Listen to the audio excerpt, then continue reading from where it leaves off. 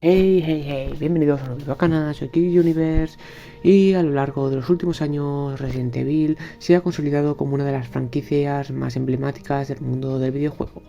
Desde su debut en el año 1996, la saga no solo ha revolucionado el género del survival horror, sino que también ha habido expandirse hacia otros múltiples medios, incluyendo películas, series animadas, novelas y cómics. Sin embargo, no todos los intentos por llevar este universo más allá de las consolas han tenido éxito, y en otros los muchos proyectos olvidados, cancelados o simplemente ignorados. Hay uno en particular que ha generado curiosidad, debate y con el paso del tiempo se ha convertido en casi una leyenda urbana entre los fans más apasionados. Hablamos de Arklay, Resident Evil. Puede que el nombre no te suene y es normal.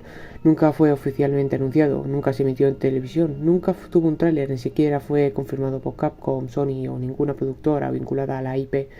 Aún así, hay quienes aseguran que la serie existió o al menos estuvo muy cerca de hacerlo. Para entender cómo nace el mito de Arklay hay que retroceder al año 2014, un periodo en el que Resident Evil atravesaba una etapa extraña. La sexta entrega principal ya había salido, generando reacciones muy divididas. Capcom parecía indecisa sobre el futuro de la franquicia. Mientras tanto, Hollywood seguía experimentando con las películas de acción de Paul W. Anderson con Milla Jovovich, que si bien eran rentables en taquilla, estaban cada vez más lejos del espíritu original de los videojuegos. Fue en ese contexto que comenzaron a circular algunos foros especializados como NeoGAF o Reddit rumores sobre una supuesta serie en desarrollo. Esta serie, que algunos medios apodaron Arklay, Resident Evil, estaría ambientada cronológicamente antes del brote de la mansión Spencer, en una época donde los asesinatos en las montañas Arklay comenzaban a inquietar a la policía de Raccoon City. La propuesta tenía un enfoque más íntimo y maduro, alejado de la acción desenfrenada y más cercana al thriller psicológico y criminal. El protagonista, según se decía, sería James Reinhardt, un detective de la RPD, que se vería arrastrado a una conspiración biotecnológica mientras investigaba una cadena de muertes aparentemente desconectadas, pero que poco a poco revelaban la existencia de experimentos ilegales, encubiertos institucionales, y una corporación que observaba de todo desde las sombras, Umbrella. Los rumores habrían quedado en nada, de no ser por un cortometraje que apareció en YouTube y que muchos vincularon directamente con el proyecto. El vídeo, titulado simplemente Dave, fue dirigido y escrito por John Ledger, un cineasta independiente del que se sabe muy poco, más allá de que trabajó como editor y productor en varios cortos y piezas promocionales. En Days seguimos a dos detectives, uno de ellos posiblemente el prototipo de James Reinhardt, que acude a una escena del crimen donde investigan el supuesto suicidio de un hombre.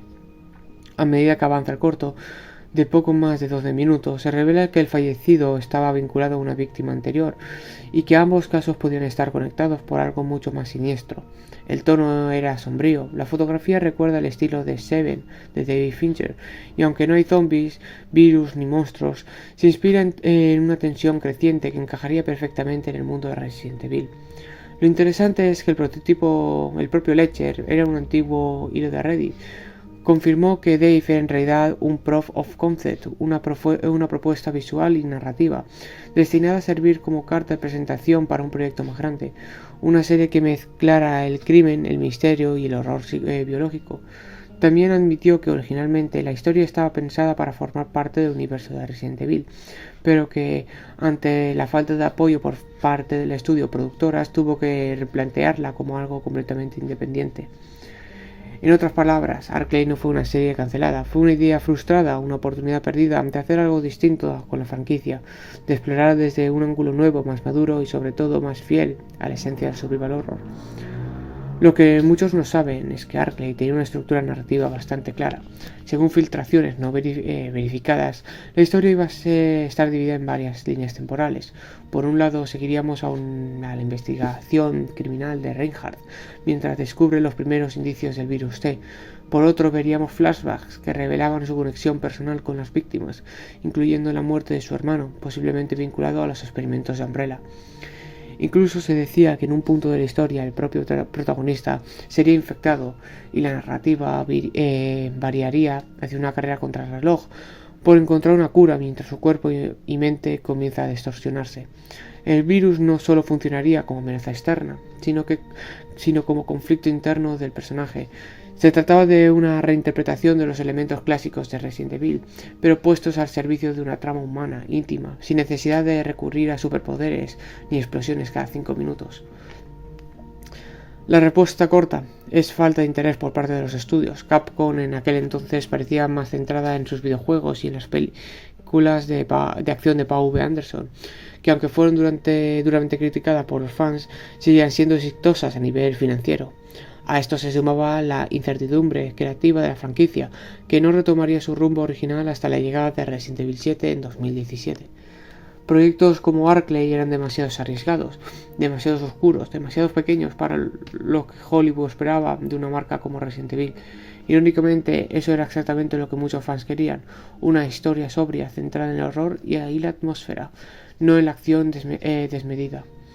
Lo más frustrante de todo es que, mientras ideas como Arklay eran ignoradas, adaptaciones como la serie de Netflix 2022 sí que recibieron luz. Aquella producción, pese a contar con alto presupuesto y el respaldo oficial de Capcom, fue duramente criticada por su falta de coherencia, su desdén por el material original y sus decisiones narrativas desconectadas en el universo del juego. Ese contraste deja en evidencia una desconexión entre los fans que piden y las productoras creen que deben ofrecer. Arklay podía haber sido un cambio de paradigma, no era una historia perfecta, ni siquiera estaba completamente desarrollada, pero tenía algo que las otras no, pasión, la clase de pasión que solo puede venir de un fan, que es realmente la esencia de lo que está adaptando. Hoy, más de 10 años después, Arklay sobrevive como un susurro entre foros, canales de YouTube y páginas de fans. Su historia jamás fue contada en pantalla, pero vive en un símbolo de algo que no fue, pero que pudo haber sido. Representa ese tipo de proyecto que, aunque pequeño y sin respaldo, captura lo que muchas superproducciones olvidan, el respeto al espíritu original. Y no solo, en YouTube y otras plataformas existen decenas de cortos y fanfilms creados por aficionados que, incluso con medios limitados, han servido a retratar mejor la esencia de Resident Evil que hay muchas productoras oficiales. Porque el verdadero horror no necesita millones de dólares, solo una buena idea y una narrativa que sepa jugar con lo desconocido, con lo humano, con lo monstruoso. En conclusión, Arklay Resident Evil no fue una serie cancelada, fue un sueño que no logró despegar, una visión que quedó en una muestra, en un intento, pero también fue una advertencia. Si el futuro de Resident Evil quiere avanzar en el terreno del cine o televisión, no basta con explorar el nombre, se necesita algo más profundo, algo que venga del corazón del fan, no del bolsillo del ejecutivo. Y tal vez, solo tal vez, algún día veremos una adaptación que esté a la altura. Una que entienda que Resident Evil no se trata solo de tiros y mutaciones, sino de miedo, tensión y el precio de jugar con la vida. Hasta entonces, Arklay seguirá ahí, con un eco de lo que pudo ser.